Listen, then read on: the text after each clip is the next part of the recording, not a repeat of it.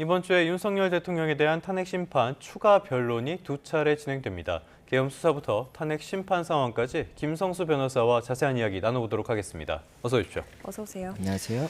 자, 지금 어제 새로 나온 내용이에요. 계엄 당시의 국회 진입, 국회의원 체포조 활동 이런 것들이 어떤 관건 가운데 하나로 꼽히고 있는데 민주당 쪽에서 밝힌 내용, 당시에 계엄군이 국회 본관에 일부 단전을 했다, 이 사실을 확인했다는 건데 실제로 단전 조치가 이루어졌다 이런 의미로 봐야 되는 건가요? 예, 일단 어제 이제 국조특위에서 이야기가 나왔던 부분입니다. 그래서 그 당시에 저희가 이제 계엄 당일을 이제 기억을 해보면 예. 이 군인 몇 명 정도가 그 건물 내부로 들어가는 영상을 저희가 맞아요. 봤었습니다. 그런데 그 내부로 들어갔던 인원들이 이 소화기에 이제 공격을 받고 이렇게 하면서 안쪽으로 들어가지는 못했던 그런 영상이 있었는데 지금 현재 이제 추가로 밝혀진 사실이 이 군인들이 지하 1층으로 내려갔다는 겁니다. 그리고 지하 1층에 1시 6분경에 이 단전함을 열어서 이 단전을 했었고 그를 통해서 지하 1층 부분이 5분 48초 정도 이제 암흑에 쌓여 있었다고 하거든요. 예. 그렇다 보니까는 이 부분에 대해서 단전 조치가 있었던 것이 아니냐에 대한 새로운 쟁점이 될 수가 있는 부분이 있다 보니까는 이 부분 다툼이 발생할 수가 있는 것이고, 다만 여기서 이제 특이한 점은 1시 6분경에 이 부분 이제 단전 조치를 했는데 예. 이 국회에서의 해제 의결은 1시 1분에 이루어졌었기 때문에 네. 이것 자체가 그럼 해제 의결을 막으려고 한 것으로 볼 수 있느냐, 아니면 다른 목적이 있었던 것이냐, 이런 부분들에 대한 쟁점이 있을 수가 있기 때문에 사실관계 파악이 필요한 그런 상황입니다. 네. 윤석열 대통령 측 입장도 한번 살펴보겠습니다. 대통령이 단전 지시한 사실이 없다 이렇게 밝히고 있죠. 예, 맞습니다. 윤 대통령 측은 이 단전과 관련해서 여러 가지 언급이 이 기존에도 있었지 않습니까? 그렇다 보니 이 부분 관련해서 직접적으로 이 단전 단수 지시한 사실이 없다라고 이야기를 하고 있고, 예. 이 곽정근 전 사령관의 이 증인신문 과정에서 이 단전 관련 이야기를 누가 한 것이냐 이렇게 했을 때 곽정근 전 사령관이 본인이 이 김현태 특임 단장한테 이야기했었다 이런 부분도 있었기 때문에 만약에 이 단전 사실에 대해서는 지금 이 CCTV를 통해서 명백하지 않습니까? 예. 그렇다라고 한다면 이것을 누구의 지시를 받아서 했는지가 쟁점이 된다라고 했을 때는 그것에 대해서 곽정근 전 사령관의 개인의 지시였던 것인지 아니면 이 더 상부로부터의 지시였던 것인지 이것이 쟁점이 될 수가 있을 것 같습니다. 그러면 이 시점에서 이거 한번 살펴봐야 될 것 같아요. 지금 탄핵 심판이 어찌됐건 종반전으로 가고 있는데 이번에 새로 밝혀진 이 단전, 이것도 탄핵 심판에 영향을 줄 요소가 될 수 있다고 보십니까? 예, 일단은 사실관계를 파악함에 있어서 근거가 될 수는 있을 것 같습니다. 지금까지는 단전 다수 지시가 있었다라는 이야기가 있었는데 이에 대해서 실제 단전이 있었다라고 볼 수 있는 거지 않습니까? 예. 그렇기 때문에 그 단전의 목적이 무엇이었는지 앞서 말씀드렸던 것처럼 1시 1분에 해제 의결은 됐었던 상황인데 예, 예. 1시 6분에 지하 1층에 대한 단전을 한 것이 조금 의아한 부분이 있거든요. 그렇다 그 보니 전이면 몰라도. 예, 맞습니다. 그렇다 보니 이에 대해서 어떤 목적이었는지, 그리고 또 왜 지하 1층에 대해서만 단전을 한 것인지 이런 것들이 쟁점이 될 수가 있을 것으로 보이고, 어쨌든 국회 측에서는 이 단전 단수라든지 이런 국회의 어떠한 이런 강압적인 물리적인 행위를 하려고 했다라고 한다면 이것이 국회 기능 마비 시도로 볼 수 있는 부분이 있을 수가 있기 때문에 이에 대해서 이 관련 사실관계를 구성해서 주장하지 않을까 생각이 되고, 윤석열 대통령 측에서는 앞서 말씀을 드렸던 것처럼 단전 사실이 있었다고 하더라도 이것이 윤 대통령이 모르는 일이다라고 네. 한다면 이 부분 사실관계를 단절할 수가 있을 것이기 때문에 이 각각의 사실관계 주장에 대해서 어떻게 판단할 것인지가 쟁점이 될 것 같습니다. 네. 그리고 정작 이제 윤 대통령 측의 이 공소장에는 국회 단전이 실제 시행됐다라는 내용이 또 빠져 있는 것으로 전해지고 있거든요. 검찰은 어떻게 판단할 것으로 전망되십니까? 예, 아마 이 공소장 작성 당시에 이 지하 1층 단전 사실을 몰랐었기 때문에 기재가 되지 않은 것이 아니었나 이렇게 조금 예상이 되는 상황인 것 같습니다. 그래서 이 부분이 이제 추가로 발견된 사실관계라고 한다면 이 검찰에서 사실관계 증명을 위해서 추가로 이 부분 공소장 변경을 한다든지 아니면 추가 증거로 제출을 해서 사실관계에 대한 이 인정을 받기 위한 추가적인 조치를 하지 않을까 생각이 되고, 윤 대통령 측에서는 이 형사사건에서도 이 부분 단전에 대해서도 어떠한 뭐 내란의 목적이 있었다든지 내란의 행위에 해당하는 그런 행위라고 볼 수 있는지에 대해서 쟁점이 될 수가 있기 때문에 그와 관련해서 이 본인의 뭐 지시가 없었다라든지 이런 부분에 대해서 사실관계를 다투지 않을까 생각이 듭니다. 알겠습니다. 이렇게 새로 드러나온 사실이 있으니까요. 이 부분도 앞으로 어떻게 진행되는지 계속 지켜보면서 새로운 소식이 있을 때마다 저희도 전해드리도록 하겠습니다. 자, 이번 주 탄핵 심판 추가 변론기일 이야기 좀 해보도록 할게요. 화요일, 목요일 두 차례 추가로 잡혔는데 화요일보다는 목요일 쪽에 조금 더 관심이 많이 가는 것 같습니다. 이 10차 변론기일 한덕수 국무총리가 증인으로 나올 텐데 어떤 진술할 걸로 예상해 볼 수 있을까요? 예, 말씀 주신 것처럼 이제 10차 변론 기일이 지정이 됐습니다. 예. 그리고 이 20일에 진행이 될 예정인데 3명의 증인이 출석할 예정이지 않습니까? 그리고 그 중에 한 사람이 한덕수 국무총리인 것이고 한덕수 국무총리 같은 경우에는 이 윤석열 대통령 측에서 계속해서 증인 신문을 진행하고자 한다라고 신청을 했었는데 이 재판부에서 받아들이지 않다가 이제 예. 최근에 받아들였던 상황이고 윤 대통령 측에서는 신청을 할 당시부터 이 국무회의에 이런 부분에 대해서도 물어볼 부분이 있는 것이고 또 하나가 지금 현재 국회에서 탄핵 사유로 들고 있는 것이 5가지가 있는데 그 중에 한 가지가 국가 비상사태가 아님에도 계엄을 선포한 네. 것 자체가 헌법에 위반되고 개헌법에 위반된다는 겁니다. 그런데 이 부분 관련해서 한덕수 총리가 이 국회에서 이 국무회의 자체에 대해서도 이야기를 하고 있었지만 그리고 또 이 국가 비상사태에 대해서도 뭐 여러 가지 이 추정할 수 있는 언급을 했었던 부분이 있었기 때문에 이에 대해서 윤석열 대통령 측에서는 이 전체적인 이 행정의 내용을 봤을 때 예. 이것을 국가 비상사태로 볼 수 있을 것이냐에 대한 질문을 나아가지 않을까 생각이 되고 그리고 앞서 말씀드렸던 것처럼 이 국무회의가 있었는지에 대해서도 이 5가지 사유 중에 다섯 가지 사유 중에 이 절차를 위반했다는 부분이 있습니다. 예. 그렇기 때문에 이 절차 위반과 관련해서 국무회의 심의가 있었다고 볼 수 있는지에 대해서 또다시 물어볼 수가 있어서 이에 대해서도 쟁점이 된다 이렇게 보입니다. 네. 앞서서 조지호 경찰청장은 건강상의 이유로 변론기일에 출석하지 않지 않았습니까? 그런데 윤 대통령 측에서는 구인을 좀 해서라도 재판정에 나와서 얘기를 좀 듣고 싶다 이렇게 얘기를 밝혔거든요. 어떤 증언을 좀 듣고 싶은 걸까요? 예, 지금 이 당일에 이 지금 현재 가장 쟁점이 되는 사실관계가 2가지라고 볼 수가 있습니다. 한 예. 가지가 국회에 출동을 했던 경찰과 군인이 국회의 해제 의결이라든지 국회의 기능을 마비하려고 시도한 것이냐가 하나의 쟁점이 되는 것이 있고 또 한 가지가 이제 체포조국이 있지 않습니까? 그래서 이 2가지 사실관계에 대해서 각각 이제 이 성립이 가능한지를 봐야 되는 것인데 이 경찰이 이 관련 사실관계가 어떤 부분이 있는 것이냐면 일단은 국회의 담에 경찰들이 출동이 돼 있었죠. 그렇기 때문에 경찰들이 갔던 목적이 국회의원들까지도 국회에 들어가지 못하도록 하려고 한 그런 목적이었느냐 아니면은 국회의원들은 선별적으로 들어갈 수 있도록 해주려는 그런 목적이었느냐에 대해서 일단은 질문할 것으로 보이고 예. 또 하나가 체포조 의혹과 관련해서도 이 경찰 인원들이 지원이 됐다라는 지금 주장을 하고 있는 부분이 있기 때문에 이에 대해서 윤석열 대통령 측에서는 그 부분에 인원이 이제 지원됐다는 사실에 예. 대해서 어떠한 목적으로 지원이 된 것인지 이런 부분을 묻고자 하는 것이 이제 주된 쟁점이 될 것이기 때문에 네. 이 부분에 대해서 일단 출석을 한다라고 한다면 증인 신문이 진행이 될 수가 있겠지만 출석을 지금 현재 2차례 이 건강상의 이유로 하지 못한다라고 이야기를 했었고 혈액암 투병 사실이 알려져 있는 상황이지 네. 않습니까? 그렇다 보니 이에 대해서 만약 이번 3번째 기일에도 출석하지 않는다라고 했을 때 헌재에서 어떻게 판단할지도 저희가 봐야 될 것 같습니다. 네. 어떤 판단의 그 방법이 있습니까? 뭐 강제 구인이라든지 이런 방법도 있는 겁니까? 이 증인 신문은 이제 정당한 사유가 없다라면 출석하는 것이 원칙이고 그것을 예. 하지 않았을 때는 뭐 과태료라든지 구인이라든지 이런 것들이 가능합니다. 다만 지금 같은 경우에 이 건강상의 이유로 출석하기 어려움이 명백하다라고 한다면 그 부분에 대해서도 구인이라든지 이런 조치를 할 수 있을 것인지를 봐야 되는 것이고 예. 그렇기 때문에 이 건강상의 지금 사유가 어느 정도인지를 검토하지 않을까 생각이 듭니다. 그래서 만약이라도 현실적으로 이 출석 자체가 좀 강제하는 것이 어렵다라고 네네. 판단을 했을 때는 이 부분 관련 윤석열 대통령 측과 이 기일 진행에 대해서 다시 한번 논의하는 과정을 거치지 않을까 생각이 듭니다. 네. 실제로 출석을 하게 될 것인지 이 부분도 관전 포인트고 출석을 하게 되면은 국회 체포조라든지 경찰의 출동 목적 같은 것들도 많은 논란이라기보다는 논쟁 같은 것들이 있을 것으로 보입니다. 지금 윤 대통령 탄핵 심판 증인석에 유일하게 2차례 나오는 한 분이 있어요. 홍장원 전 국정원 1차장 이번에 다시 한번 증인으로 채택이 됐는데 어떤 공방이 이어질 걸로 전망하십니까? 예, 지금 앞서 말씀드렸던 것처럼 쟁점이 되는 사실관계가 2가지입니다. 예. 그중에 이 한 가지가 국회 해제 의결이라고 말씀을 드렸었고 나머지 한 가지가 체포조라고 말씀을 드렸지 네. 않습니까?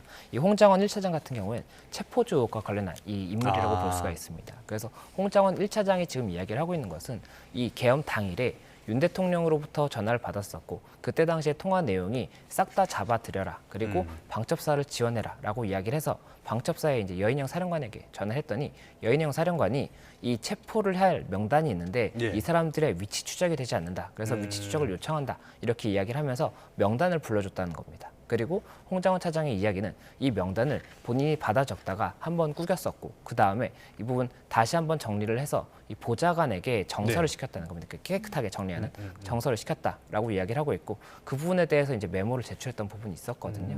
그리고 지금 현재는 이 조태훈 국정원장이 최근 증인신문 기일에서 이 부분 메모에 관해서 그 보좌관이 작성을 했다라고 이야기를 했기 때문에 예. 내부적으로 확인을 했었는데 이 내부 확인 결과 이 메모가 4가지 버전이 존재한다는 겁니다. 네. 그래서 이 포스트잇에 작성된 메모가 하나가 있었고 이것이 이제 보좌관한테 전달이 된 겁니다. 그리고 이 보좌관이 그 포스트잇을 받아서 적은 게 있는 겁니다. 그리고 나서 이 다음 날 이 홍장원 차장이 다시 와서 그 명단을 이제 보여주지 않고 다시 한번 좀 기억에 의존해서 작성해 달라라고 이야기를 해서 다시 한번 작성했던 이 3번째 메모가 있고 네. 지금 현재 이 헌재 제출된 메모는 그 명단 그 메모에 이제 가필이 된 부분이 있다는 거죠. 뭐 네. 동그라미라든지 가필이 된 부분이 있는 그런 이제 메모가 있기 때문에 이 부분에 대해서 어떻게 볼 것인지가 이제 쟁점이 되는 부분이 있고 이제 가필한 부분에 대해서 지난 신문기일에서는 이제 주된 쟁점이 안 됐던 부분이 있는 것으로 보이는데 이에 대해서도 그렇다면 가필을 누가 했는지에 대해서도 물을 것이고 이 명단 자체가 실제로 여인영 방책사령관과의 통화에서 네. 들은 것인지 그리고 여인영 방책사령관이 이 명단을 불러주면서 체포를 언급한 것인지 아니면 체포가 아니라 이 사람들이 일단 동선을 파악해야 된다는 취지만을 이야기한 것인지 이런 것들이 쟁점이 될 수가 있기 때문에 이런 부분들에 대한 질문이 있고 이에 대한 답변이 어떻게 나오느냐에 따라서 사실관계 인정이 되게 상당히 중요한 부분이 될 수가 있기 때문에 그 부분까지도 저희가 봐야 될 것 같습니다. 네, 홍장원 전 차장 측은 이제 본인 증언의 신빙성을 높이기 위해서 이렇게 할 거면 CCTV를 다 공개하자, 초단위로 알고 싶다 이렇게 밝히기도 했거든요. 이 재판정에서 CCTV가 공개될 가능성에 대해서는 어떻게 보세요? 예, CCTV 이야기가 나오는 것이 이 홍장원 차장이 지금 메모와 관련해서 뭐 통화 이야기를 했지 않습니까? 네. 예. 그때 당시에 본인의 행적에 관해서 본인이 이 전화를 받을 당시에는 이 국정원장의 공간 앞에 있는 공터에서 전화를 받았었고 그렇기 때문에 메모를 이제 한 손으로 굉장히 좀 급하게 작성을 할 수밖에 없었다라고 이야기를 했었습니다. 그리고 나서 정서를 다시 보좌관에게 요청을 했다는 이런 취지였는데 지금 국정원장이 진술 당시, 이 증인신문 당시에 네. 답변을 했던 내용은 CCTV를 국정원에서 이제 확인을 해봤는데 이 통화를 했다고 하는 시간에 이 공간에 있었던 것이 아니라 공간은 공터에 있었던 것이 아니라 이 홍장원 1차장이 본인 사무실에 있었던 것이 이제 확인이 됐다는 예. 것이죠. 그렇다 보니까 이 사실관계 자체에 대해서 CCTV 동선과 실제 진술하는 내용이 다르다 이런 취지의 이야기를 했기 때문에 홍장원 1차장은 그렇다라면 전체 본인의 동선에 대한 CCTV를 공개해달라고 이야기를 하고 있고 국정원 측에서는 지금 헌재가 요청을 한다라고 한다면 이 CCTV를 공개하겠다 이렇게 이야기를 했기 때문에 예. 만약 그 부분 일단 그 헌재에서 요청을 한다라고 했을 때 국정원이 제공을 하고 이 영상의 그 영상의 재생 자체가 언제 될지에 대해서는 저희가 봐야 될 것 같습니다. 알겠습니다. 그런데 이번 10차 변론 기일 이날은 다른 점도 상당히 관심을 많이 받는 것 같아요. 당시 20일 목요일에는 윤 대통령에 대한 첫 형사 재판이 열리지 않습니까?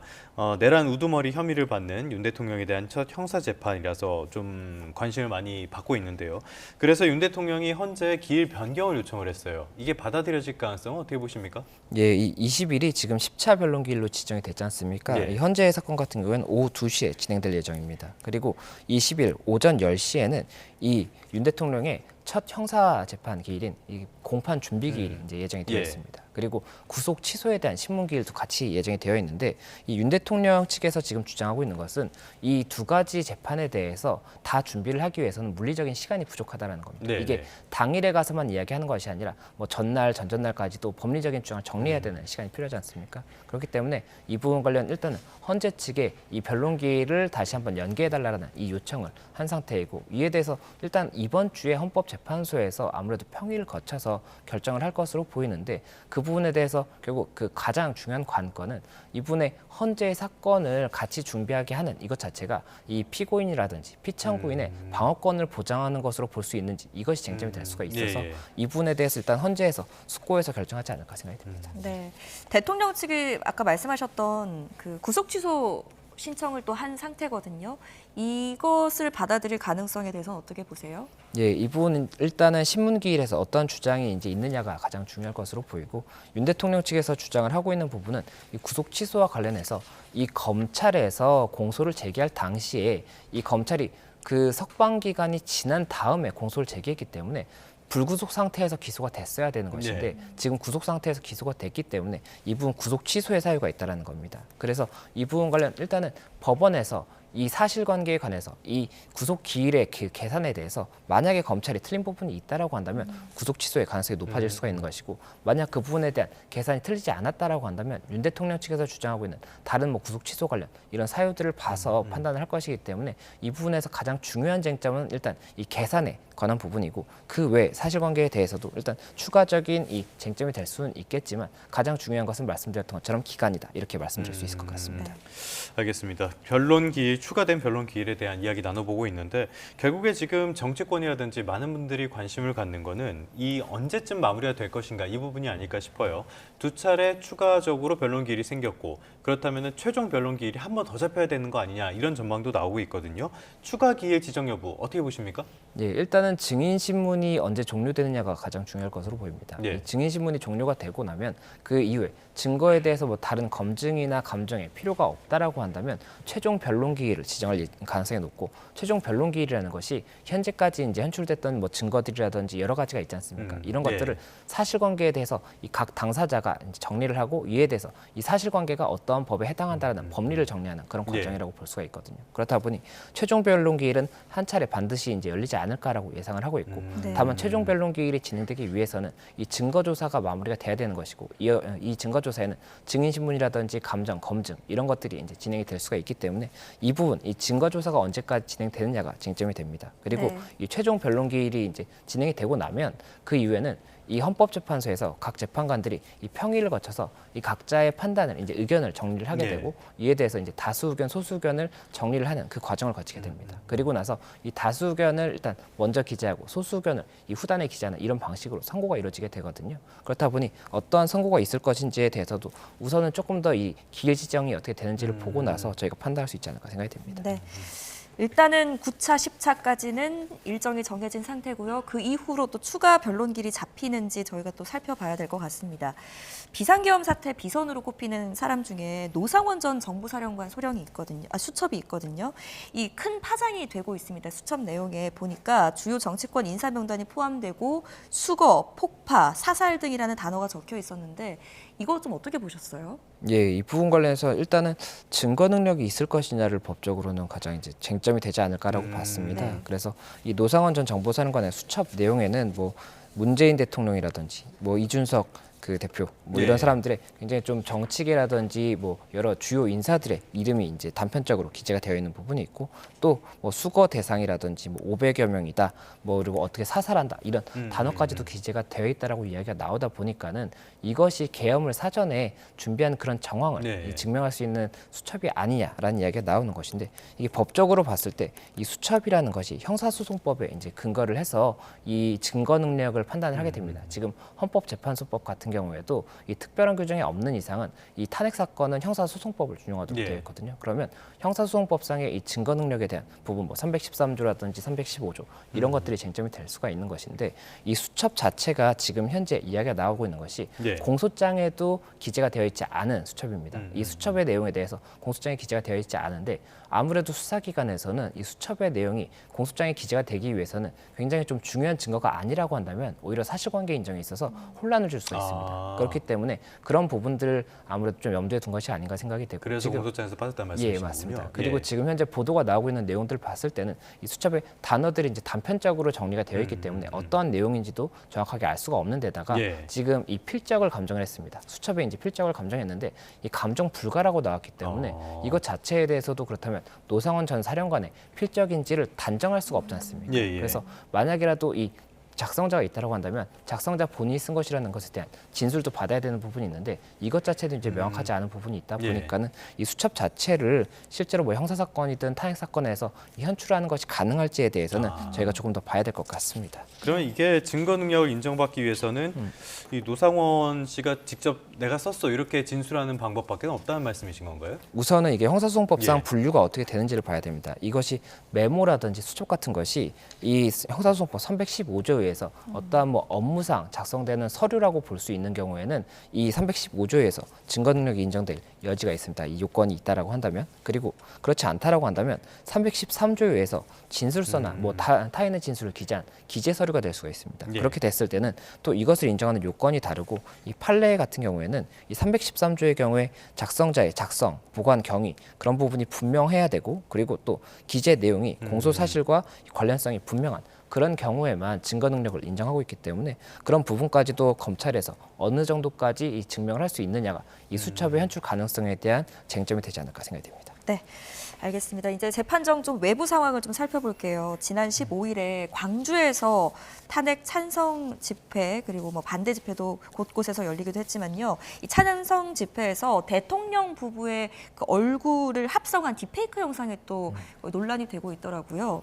예, 맞습니다. 네. 16일에 이제 광주 5.18 민주광장에서 탄핵 찬성 집회가 열렸습니다. 그리고 그 집회에서 한 단체가 윤 대통령 부부의 그 헐벗은 모습이 합성된 딥페이크 네. 영상을 계속해서 이제 여러 차례 상영을 하는 그런 모습이 있었다고 하다 보니까는 네. 이에 대해서 이제 법리적으로 고발이 가능한지 이런 것들에 대한 검토가 이루어지고 있다, 이런 이야기가 나오고 있는 것이고, 지금 현재 언급이 되고 있는 법은 이 성폭력처벌법 14조의 1을 보면 이 허위 영상 등의 반포, 편집 이런 부분들에 대한 예, 처벌 예. 규정이 있습니다. 네. 그렇다 보니 이런 부분들에 대한 쟁점이 될 수 있을 것인가가 이야기가 나오는 부분이 있고, 또 한 가지가 이 성폭력처벌법에 해당하지 않는다고 하더라도 이 딥페이크 영상 자체에 대해서 상당히 불법적으로 볼 수 있는 부분이 많지 않습니까? 네네네. 그렇기 때문에 이런 부분들에 대해서는 여러 가지로 문제가 될 수 있다라는 여러 의견이 나오고 있는 것 같습니다.